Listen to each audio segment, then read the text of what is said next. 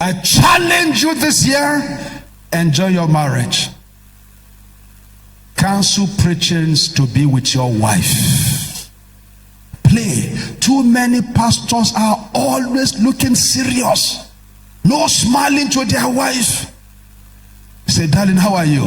Say, the Lord will soon come. Karabo shakatapaya kaliria. What is it to laugh about? We say the world is dying. You say I should be laughing. To who? Are you still here? Don't preach when you are in offenses. Are you hearing me? One day I upset my wife. We really quarrel. I run a pragmatic home. I don't do buju. We quarrel. And I was going to preach in Lagos.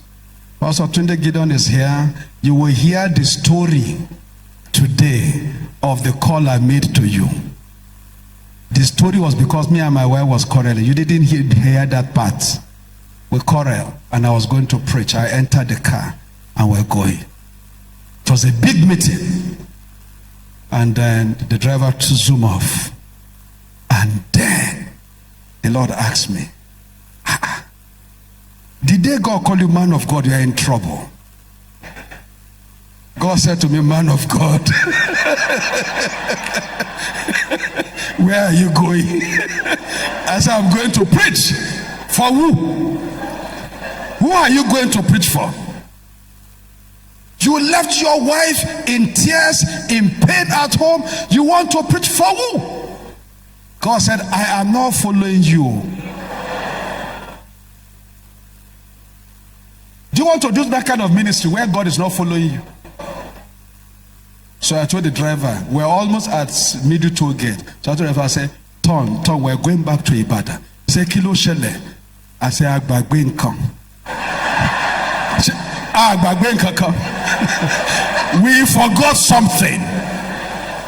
The driver says, when I said turn, we're going back to Ibadan. He said, what happened? I said, we forgot something. Didn't we forget anything?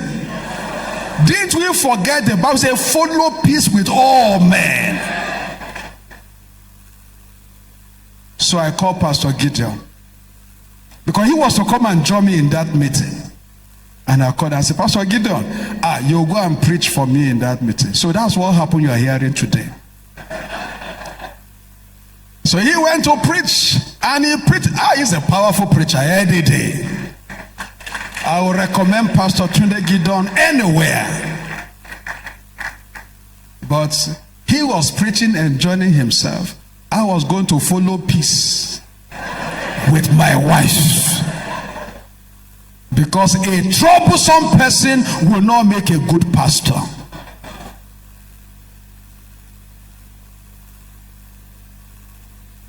Wow, are you gaining anything? So it's so important. So I'm going to jump to one scripture to close you with, since we don't have all the time. Nehemiah chapter 4 verse 14. Nehemiah chapter 4 verse 14.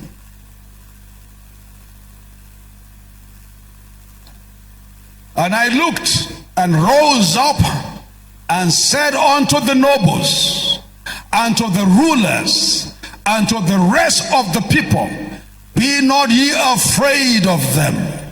Remember the Lord, which is great and terrible, and do what? Fight for your brethren. Fight for your sons. Fight for your daughters. Fight for your wives. Fight for your houses. If your portion will not be spoiled, you must be a fighter. Fight to save your marriage. Because the world is teaching something completely different from biblical concept of marriage. We must get back to the one who started marriage and fight for our marriage. Our sons are becoming wild. Somebody is telling them what we didn't tell them. Somebody is wrongly informing them. And they are no longer looking like their father. I don't know, a biological father. They are no longer looking like their mother. Even in values and in dresses, they are looking wild, untamed life. It says, fight for your sons, that I will not raise a child that will become a wild beast. Did you remember what Jacob said? When 10 of his children came home and they have slaughtered one of his animal and tore the many colors of Joseph's clothes and rub it in blood, and they show it to Jacob. I say, sir, look at this cloth. Does it not look like your beloved son that is always dreaming to be leader over us? And Jacob broke down, and what he said frightened me. He said, some evil beasts have killed my son Joseph. How do you have 12 sons and 10 are beasts?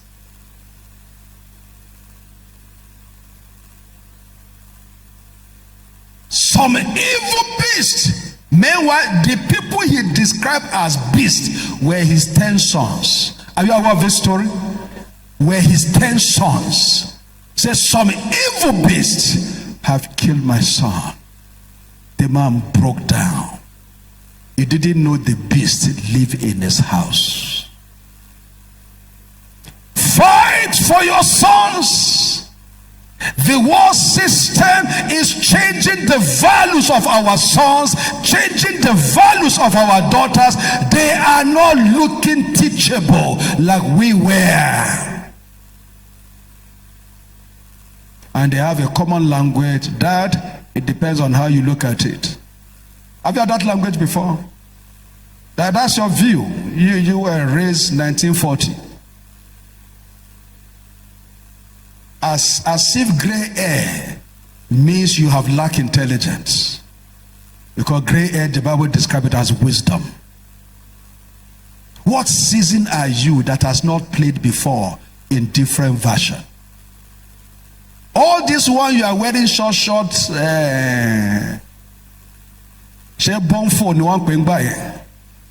our mothers used to do the same shakara that time.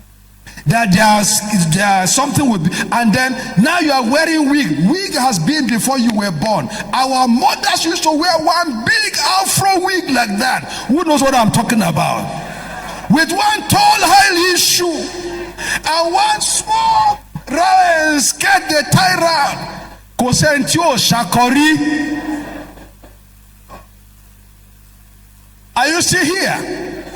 So there is nothing new under the sun. But somebody is telling your sons under your watch on the cable and is redesigning their value, redesigning their lifestyle, and you are wondering what is happening to this boy. Why is he thinking this way? And then for parents who wants to prove that they are also civil, say, leave him, leave him, leave him. Excuse me? Fight.